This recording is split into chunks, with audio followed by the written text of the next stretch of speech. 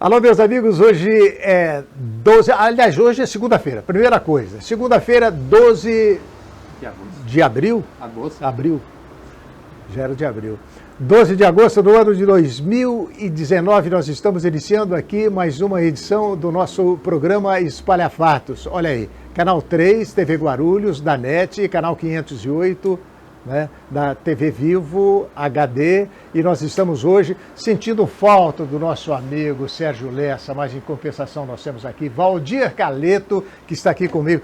Inicialmente vamos pedir desculpas da gente ter começado um pouco atrasado. Valdir, muito obrigado pela sua presença aqui. Não é um mês de abril, mas estamos em pleno agosto, hein? E agosto quente, né? Quente, e estranhamente, né? Um inverno, né? Que alguns dias um inverno bastante frio, e hoje esse calor de verão aí, um convite inusitado e de muita alegria para mim, o seu telefonema de hoje cedo para participar contigo aqui. Pois é, nós tivemos um contratempo com o nosso amigo Sérgio Lessa, ele teve um mal-estar, eu espero que ele esteja bem a partir de agora. E o nosso entrevistado também, que é o Nakashima, pegou cachumba, você acredita? Rapaz, ele é novo, né? Mas isso costuma mas pegar essas criança, coisas né? acontecem. Valdir Caleto, jornalista de Guarulhos, aqui nos dando a honra da sua presença em nosso programa hoje. E a gente tem bastante coisa para falar aqui. Mas eu recebi pelo Barbosa, você se lembra do Carlos Alberto Barbosa, jornalista guarulhense? Deixou saudade, porque não tem aparecido mais, né?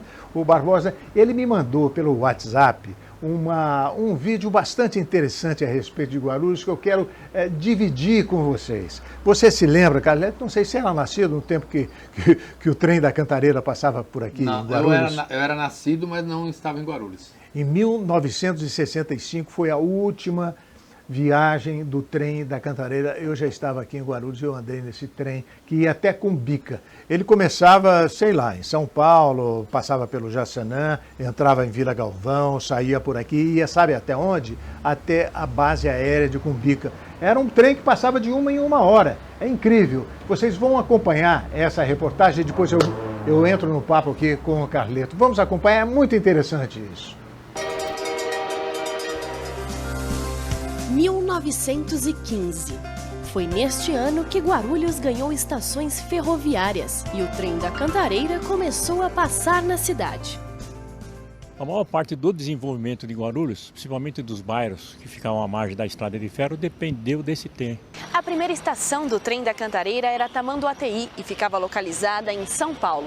Em Guarulhos, o trem passava em 6 bairros, daqui da Vila Galvão até a estação terminal de Cumbica. O trajeto tinha 13 quilômetros de extensão. O trem passava por bairros como Torres Tibagi, Bopoúva e Vila Augusta. O ramal de Guarulhos da Tramway da Cantareira durou exatos 50 anos. No início, exclusivamente, era um trem de carga. Com o decorrer do tempo, foi crescendo, o Guarulhos foi se povoando. Num determinado momento da história de Guarulhos, e deixou de ser trem de carga para ser só trem de passageiro. A estação final para os passageiros era do centro, chamada Estação Guarulhos. Hoje, ela é ocupada pela Guarda Civil Metropolitana. Ao lado fica a Casa Amarela, que antigamente funcionava como bilheteria e sala de administração. Aproximadamente de meia hora tinha um trem, aproximadamente, entendeu? O percurso levava aproximadamente 1 hora e 15 minutos, daqui até em São Paulo. Já o terminal de Cumbica se diferenciava das outras estações pela construção em alvenaria. E até lá iam somente os militares que serviam a base aérea de São Paulo. A estação foi transformada em uma lavanderia, que hoje atende a base. No final da história do trem de Guarulhos, as locomotivas eram movidas a diesel. Mas em 1915, todos os trens que passavam por aqui eram como esta réplica, chamado de Maria Fumaça. Funcionava à base de vapor d'água e o último vagão carregava o material combustível, que era lenha. Ela soltava aquela fumaceira todinha. Aquela fumaça era o vapor d'água, que não era poluente. Mas o inconveniente é que junto com o vapor d'água saíam as pequenas brasas da lenha, saía junto e fazia uma desordem, queimava a roupa das pessoas. Era folclórico.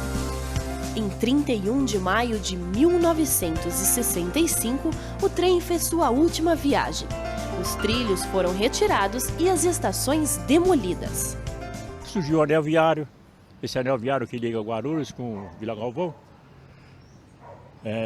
Avenida Humberto de Alencar, Castelo Branco, ela foi feita exatamente onde passava o trem.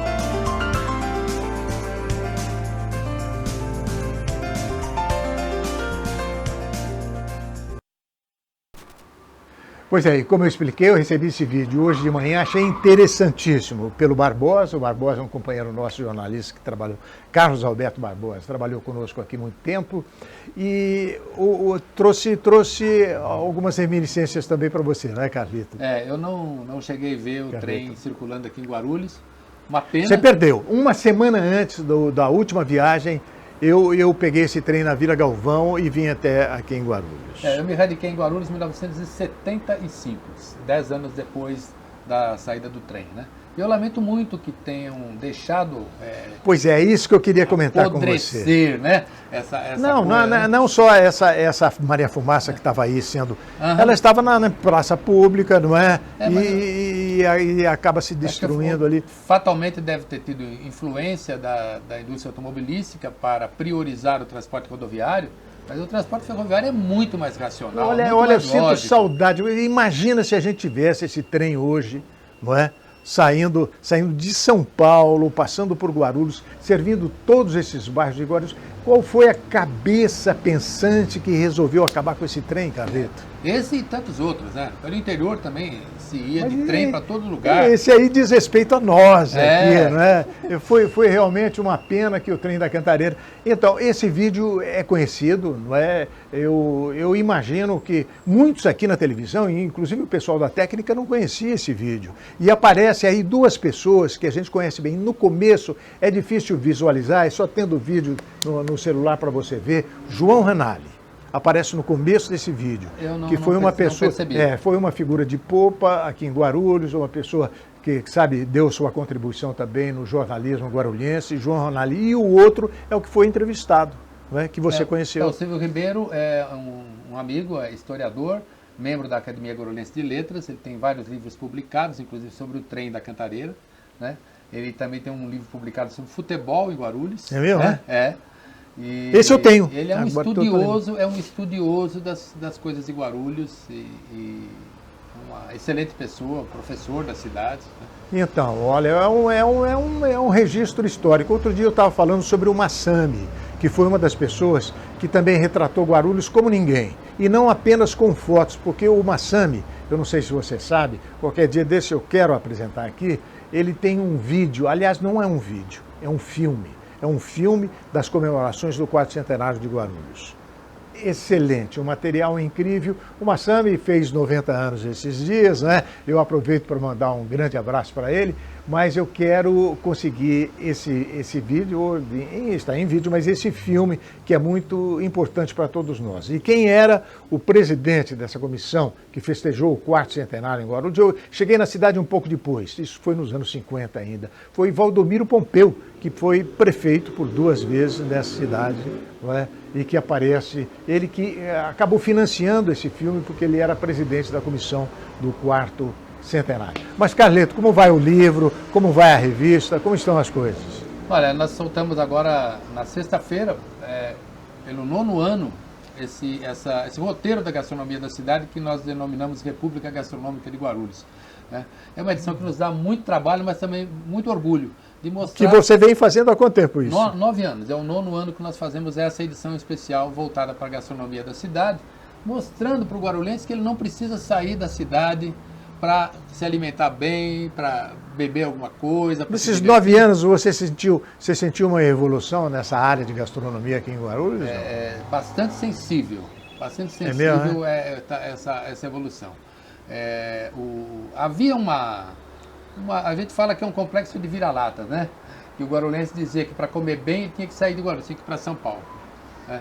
E acredito que talvez porque vieram investidores de fora que enxergaram o potencial da cidade e modernizaram a gastronomia de Guarulhos, e aí os daqui também começaram a se mexer, né? Então hoje nós temos gastronomia de todas as as especialidades que se pode imaginar. Além do shopping, né? Além do shopping. Porque o shopping já representa uma opção. Você tem os 3, 4 shoppings aqui em Guarulhos, todos eles com praça de alimentação, com bons restaurantes. O Shopping Maia, por exemplo, tem bons restaurantes ali, né? O Internacional também tem bons restaurantes. E bastante frequentados. O Bom Sucesso também tem bons restaurantes. Mas além disso, a cidade tem os seus centros, digamos, gastronômicos, né? E eu citaria para começo de conversa, a própria Paulo Facchini, não é? Paulo Facchini e as imediações, né? A Rua Tapajós, por exemplo, é uma rua praticamente toda de gastronomia. E eu acho que tem até mais movimento que a Paulo Facchini, né? Porque é mais concentrado. Exatamente. A Paulo Facchini, os estabelecimentos são mais espalhados e na Rua Tapajós há uma concentração. Todas as portas ali praticamente são de gastronomia, né? Então hoje o guarulhense não tem motivo nenhum, a não ser por curiosidade, né? Que é um atributo de todos justificável nós. De todo ser humano, mas sem ser a curiosidade não há. Nós temos cozinha de todos os tipos aqui. A culinária oriental, por exemplo, tem muitos estabelecimentos. Na própria Paulo Facchini tem restaurantes japoneses ali. E até pela churrascaria nem se fala. Pela presença marcante da colônia italiana na cidade, muitas pizzarias. Muitos italianos, restaurantes italianos. Então, churrascarias também, né? Pizzarias à vontade. Muitas boas hamburguerias recentemente. Você notou que existe um certo modismo nas hamburguerias? Eu acredito que da culinária oriental, quando começaram a surgir muitos restaurantes, eles achavam que era um modismo. Mas isso já vai para mais de 5 anos. E estão se sustentando. E das hamburguerias também me parece que tem havido um crescimento. Tem surgido muitas pequenas hamburguerias, talvez até como reflexo da onda de desemprego do país, né? Muitos pequenos empreendedores que têm um traquejo com a culinária, com a gastronomia, que se estabeleceram na garagem, num pequeno salãozinho, numa travessa das A revista de Guarulhos elenca, quantos anunciantes? Os anunciantes devem ser aí uns 80 nessa edição, mas os estabelecimentos... Todos eles ligados à gastronomia. Os estabelecimentos citados passam de 300. 300, todos eles aqui. Bom, começa que é considerado o centro, a Paulo Facchini, não? Seria guardado... O centro expandido. Guardadas as proporções, a nossa Avenida Paulista. E temos a Rua Dom Pedro II. Eu sempre achei que a Rua Dom Pedro e suas adjacências lá é considerado o centro de Guarulhos. Mas Vila Galvão, por exemplo, tem bons restaurantes, não? Tem bons restaurantes, sim. Essa onda por quilo, né? Também temos muitas Isso aí acabou opções. Sendo uma opção para o dia a dia, não é? Dia a dia. Principalmente por quilo nós temos muitos na região da Vila Galvão. Mas há outros também à la carte. Né? Que estão se especializando também em comida popular, preço. Tem uma coisa, em Guarulhos come-se bem e um detalhe muito importante, barato. Mais barato em compensação com São Paulo. Não é? Aliás, os comerciantes de Guarulhos, dessa área, se queixam de que o guarulhense reclama de pagar, digamos, R$60 uma pizza em Guarulhos e paga a mesma pizza em São Paulo e não reclama. E nós temos pizzas de boa qualidade. De boa qualidade, de excelente qualidade. Pois é, esse homem se transformou num especialista em gastronomia em função do trabalho que ele exerce na imprensa guarulhense. Mas nunca esquecer que a política está no sangue. É ou não é? Inevitável. O jornalismo não sobrevive sem a política, né? E acredito que a política também não sobrevive sem o jornalismo. Né?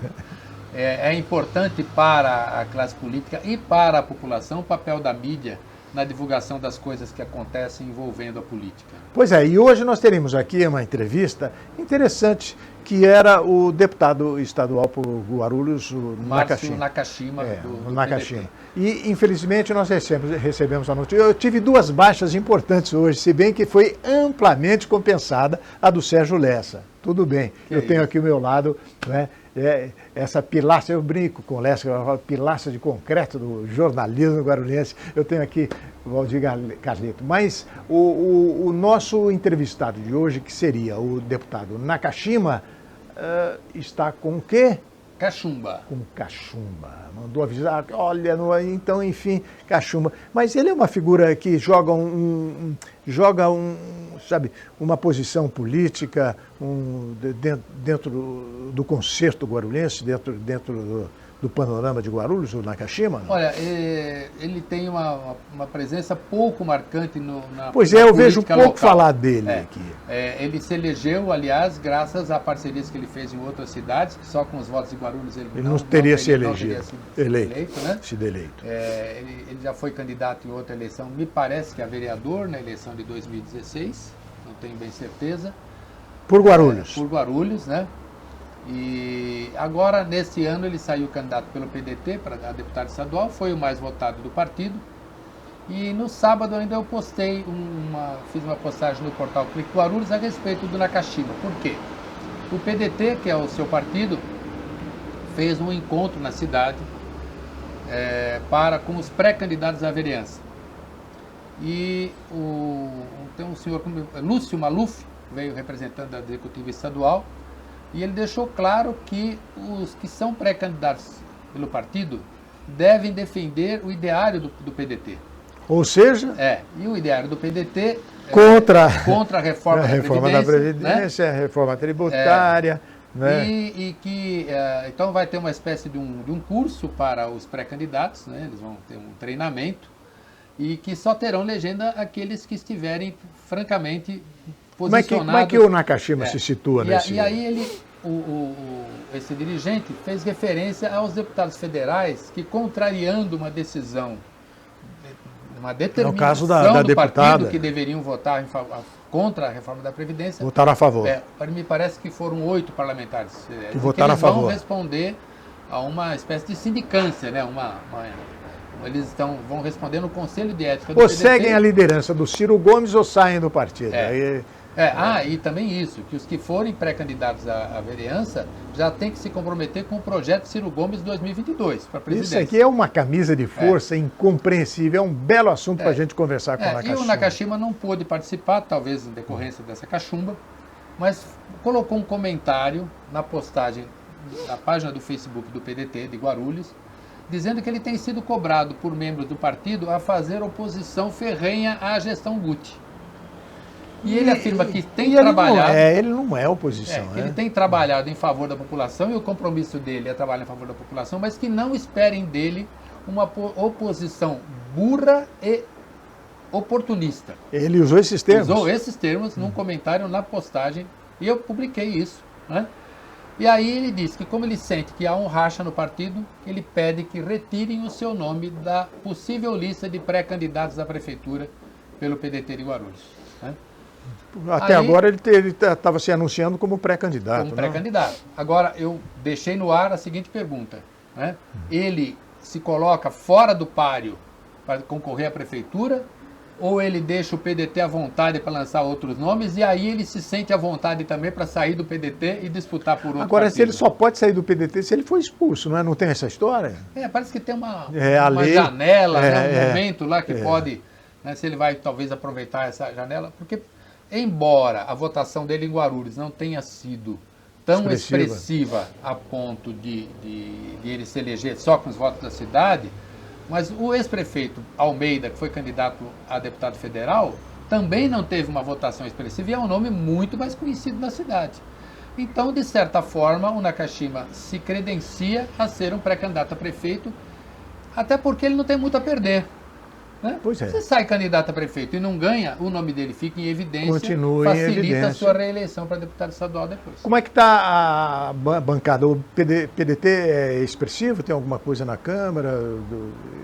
Eu confesso a você que eu não tenho ideia. Eu tenho impressão, se eu não estiver errado, que não há um vereador eleito pelo PDT. É um partido até agora que está no segundo time, não é? Não tem uma expressão. O presidente do Sindicato dos Metalúrgicos, o Pereira, foi o vice do Eli Corrêa em 2016. Pelo PDT? PDT. O vereador Heleno Metalúrgico, que era praticamente considerado o principal, o que seria mais votado, não foi o mais votado e não se reelegeu, né? E, de certa forma, ele se distanciou também do Pereira. Então, o PDT não é hoje uma legenda forte. E o Armando Matos, que é o presidente, declarou nesse encontro que teve, me parece que foi na sexta-noite ou no sábado de manhã, acho que sexta-noite, que o PDT de Guarulhos é oposição ao Guti e terá candidato a prefeito. E o Nakashima parece que não se sente muito à vontade vestindo essa camisa de oposição ao Guti. Ele não é alinhado à gestão Guti, mas parece... Não é da base. Não é da base, mas parece que prefere ficar... não se posicionar também como oposição. Pelo jeito nós vamos ter muito assunto para conversar com ele aqui. Quando a Cachumba, quando ele resolveu o problema... Quando a Cachumba permitir, né? Quando a Cachumba permitir. Pois é, então. Eu acompanhei o debate que vocês fizeram recentemente. Você, o próprio Sérgio Lessa... Quem que estava mais? No programa do Roberto Samuel, pelo Facebook. Gostei muito da sua posição lá. O pessoal, a grande discussão em nível nacional é essa. Se o sujeito jornalista, porque ali a discussão de vocês era sobre o impacto que esses vazamentos estão levando na posição do jornalista, se ele publica ou não publica mensagens vindas praticamente de um crime, a chamada vaza-jato, como tem se revelado, não é? E houve ali posições do Maurício Siqueira bastante radical, né? No sentido de que isso aí é um crime, isso é sacanagem. E o outro lado, uma posição mais à esquerda, de um colega seu também. O Zé Roberto Antônio. O Zé Roberto Antônio, que colocava as coisas em termos, vamos soltar o Lula, vamos fazer. E a sua posição, eu gostei muito da sua posição, Valdir. O Zé Roberto chegou a dizer que não está claro que tenha sido um hackeamento de mensagem. Não. Pois eu li a Folha de São Paulo ontem, nessa edição de domingo, estava lendo uma matéria que o site Intercept recebeu de uma fonte não identificada, quer dizer, continua sabendo que essa história veio do hack, a própria Folha de São Paulo continua afirmando que é de uma fonte desconhecida. Né? É uma fonte não divulgada. Você sabe que o jornal sabe. Sabe? Então, falta com a verdade. Não é. Essa fonte já se esclareceu que são 2 hackeadores. Mas a sua posição foi muito boa. A de que você considera importante divulgar, mas que você, pessoalmente, não divulgaria esses pseudos... diálogos, alegados diálogos. Eu, por exemplo, com a estrutura que nós temos, eu não teria condições de bancar, de aferir se é verdadeiro ou não. Se teve truncagem, se houve edição do conteúdo ou não. Então, eu preferiria não publicar. Agora, o Intercept achou por bem publicar. E bancou, dizendo que é verdadeiro. Folha de São Paulo bancou, Revista Veja bancou, agora o site UOL também bancou. Vamos esperar o que acontece. Valdir Carleto, muito obrigado pela sua presença aqui hoje. Eu gostei muito de ter você aqui ao meu lado. Vamos esperar que o nosso companheiro Sérgio Lessa se sinta bem melhor amanhã para poder estar aqui conosco em mais esta edição do Espalha Fatos. Muito obrigado aí e vamos mais uma vez falar da edição da Revista de Guarulhos. É a única revista de Guarulhos que tem essa qualidade, né? E aqui você querendo desfrutar né, dos nossos restaurantes, das opções que você tem aqui em termos de gastronomia, né, eu recomendo. Está circulando agora, não é? Circulou na sexta-feira, na quinta e na sexta-feira. Na quinta. Está aí nos condomínios e no comércio. Agradeço muito obrigado, a oportunidade de estar aqui com você. Fico muito honrado com esse convite. Puxa vida! Quem se sente honrado somos todos nós aqui da TV Guarulhos. E muito obrigado pela sua atenção. Amanhã, a partir do meio-dia, ao vivo, nós estaremos aqui mais uma vez com o nosso Espalha Fatos. Obrigado e até lá.